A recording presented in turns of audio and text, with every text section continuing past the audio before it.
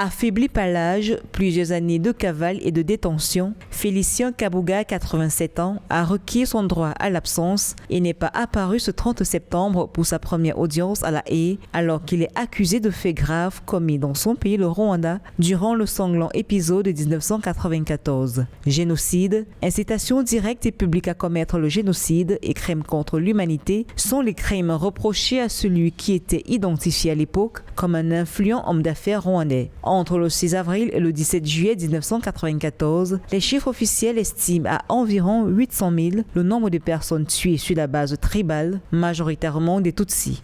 Qu'est-ce qui aurait motivé chez Félicien Kabuga cette frénésie d'action, cette activité incessante dont le seul but, d'après le procureur, aurait été la destruction d'un groupe ethnique? Le procureur ne nous en dit rien.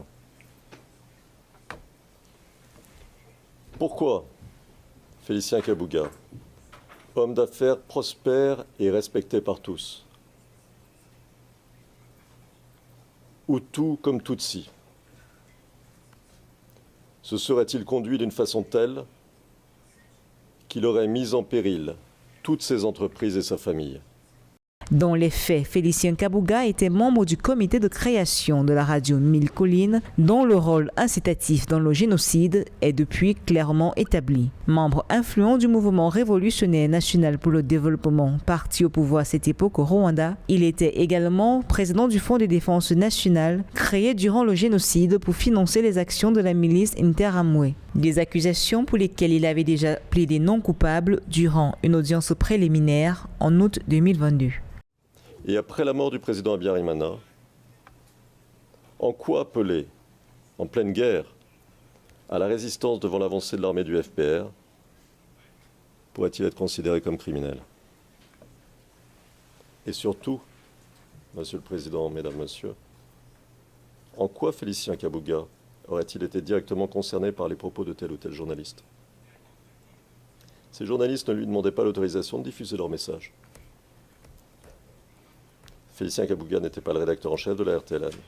Il n'était même pas sur place.